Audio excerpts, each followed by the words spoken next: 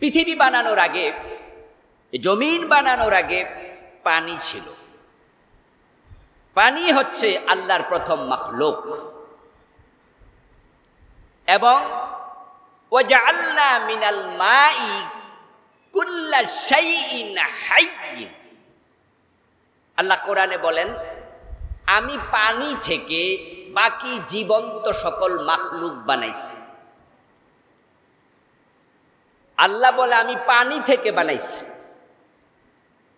এজন্য মুহাদ্দিস মুফাসসিরদের অধিকাংশের বক্তব্য পানি হলো আল্লাহর প্রথম মাখলুক।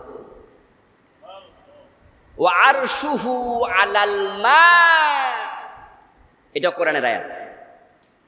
আল্লাহর আরশ ছিল পানির উপর। এই আয়াতকে সামনে এনে মুফাসসিরদের অধিকাংশ বলেন যে আল্লাহ আরশ বানানোর আগে পানি বানাইছে। এই জন্য আল্লাহর আরশ পানির উপরে। তাহলে আগে পানি, পরে আরশ বানাইছে। পানিটাকে পানির উপরে আরশ। যদিও বিপরীত ব্যতিক্রম কথা দুই একজন বলেছেন। কেউ বলেছেন প্রথম মাখলুক কলম, কেউ বলেছেন আল্লাহর প্রথম মাখলুক লৌহে মাহফুজ, কেউ বলেছেন আরশ। তবে অধিকাংশের বক্তব্য হলো পানি আল্লাহর প্রথম মাখলুক। আর আপনাদের বাংলাদেশে যেটা অধিক প্রচলিত সেটা হচ্ছে আউয়ালু মা খালাকাল্লাহু নূরি,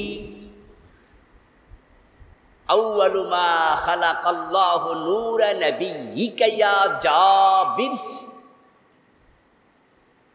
এই হাদিসটা বাংলাদেশে খুব পরিচিত হয়ে গেছে যে আল্লাহর প্রথম সৃষ্টি তোমার নবীর নূর,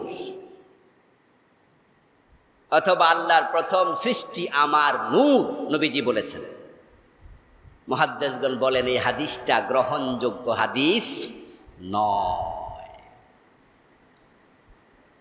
এটা কোরআনের সেই আয়াতের বিপরীত যেখানে আল্লাহ বলছে ওয়াজআলনা মিনাল মাই কুল্লা শাইইন হাইয়্যিন, যে আমি সব প্রাণী বানাইছি পানি থেকে। পানি, পানি আল্লাহর প্রথম মাখলুক।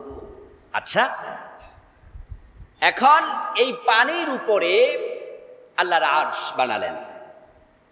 এই পানির মাঝে আল্লাহ ফেনা তৈরি করলেন। ওই ফেনার মাঝে মাটির উপাদান দিলেন। তারপরে সেই ফেনা এবং মাটি এক জায়গায় একত্রিত হলো পৃথিবীর মাঝখান। ওই পানির উপরে ফেনা, ফেনার মাঝে মাটি। ওই মাটি হচ্ছে কাবার অংশ। আল্লাহ তাআলা সেই মাটিটাকে জমাট করে মুদ্দাত, মাটিকে টান দিলেন, মদ লম্বা বানালেন। লম্বা বানাইয়া পৃথিবীকে বিস্তৃত করলেন। পৃথিবী ছড়িয়ে গেল।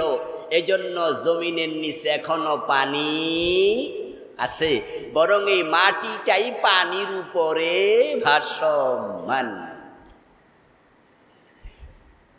আমাদের পৃথিবী পুরাটা জমিন পানির উপরে ভাসমান। আমরা নিচে গেলে কি পাই? পানি পাই। মরুভূমিতে পানি পাওয়া যায় না মাটি গর্ত করলে। একথার অর্থ যে এই না যে মরুভূমির মাটির নিচে পানি নাই, তা না। বরং এই জমিনের বিভিন্ন অংশ আল্লাহ বানাইছে। জমিনের অংশগুলাকে আল্লাহ তাআলা, আমরা যেমন বলি সাত আকাশ, সাথে আবার কি বলি? সাত জমিন। এটা কোরআনেও আছে, এটা কোরআনেও আছে, সাত আকাশ সাত জমিন। এই সাত জমিন মানে হচ্ছে জমিনের সাতটা বিশেষ অংশ। আকাশের সাতটা অবস্থান ভিন্ন ভিন্ন, কিন্তু জমিন সাতটার অবস্থান একসাথে। নবীজি বলছেন এক আকাশ থেকে আরেক আকাশের দূরত্ব 500 বছর। প্রতিটা আকাশ আলাদা, মাঝখানে বিশাল ফাঁকা জায়গা, 500 বছর রাস্তা। জমিন থেকে আকাশ যত দূর, নবীজি সাল্লাল্লাহু আলাইহি সাল্লাম বলেন প্রথম আকাশ থেকে দ্বিতীয় আকাশ আবার তত দূর। কিন্তু জমিন যে সাতটা, এই সাতটা একসাথে, একটার উপরে আরেকটা। এজন্য জমিনের কিছু অংশ আছে যেখানে এমন কিছু শিলা আছে, যেই শিলা মানুষের আবিষ্কৃত যন্ত্র দিয়ে ভেদ করা সম্ভব নয়, তাই তারা আর নিচে যেতে পারে না। কিন্তু আল্লাহ পৃথিবীটাকে বানিয়েছেন পানির উপর, আরশকে বানিয়েছেন পানির উপর, সেই আরশের নিচে আবার আল্লাহ আকাশগুলো বানিয়ে দিয়েছেন, লৌহে মাহফুজকে বানিয়েছেন। এগুলো হচ্ছে আল্লাহর সৃষ্টির বৈচিত্র্য। এখন যেই জায়গা থেকে আল্লাহ পৃথিবীর সূচনা করলেন, ওই জায়গাটুকু হচ্ছে পৃথিবীর কেন্দ্রস্থল। আর আমরা জানি যে পৃথিবীর নাভি হচ্ছে আল কাবা আল মুশাররাফা। যে কাবা ঘর আমরা তাওয়াফ করতে যাই, জিয়ারত করতে যাই, এটা পৃথিবীর নাভি, এটা পৃথিবীর একবারে মাঝখান। সেখান থেকে আল্লাহ পৃথিবীকে আবার ছড়িয়ে দিলেন, বিস্তৃত করে দিলেন। এখন এই কাবার যে অংশটুকু, এখানে আল্লাহ তাআলা ফেরেশতাদেরকে দিয়ে একটি ঘর বানালেন আদম আলাইহিস সালামকে সৃষ্টি করারও আগে। ইন্না আউওয়ালা বাইতিন বুদিআ লিন-নাস লাল্লাযী বিবাক্কাতা মুবারাক। ওই জায়গার নাম আল্লাহ দিলেন বাক্কাহ। আর আজকে আমাদের কাছে সে জায়গার নাম হচ্ছে মক্কা। এই মক্কার বিভিন্ন নাম ছিল। ঐতিহাসিকরা এটাকে বলেন ফারান উপত্যকা, এটার নাম আল বালাদুল আমিন, এটার নাম আল বালাদুল হারাম।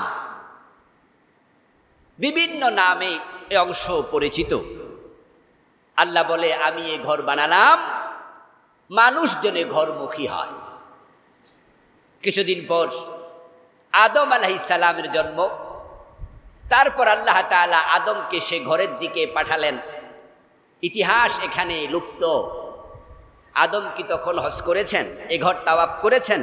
এ বিষয়ে কোনো আলোচনা হাদিস কোরআনে আর নেই। কিন্তু আদম পৃথিবীর প্রথম মানুষ, কাবা পৃথিবীর প্রথম ঘর। এ ঘর আল্লাহ আদমের সন্তানদের জন্য, আদমের জন্যই বানালেন।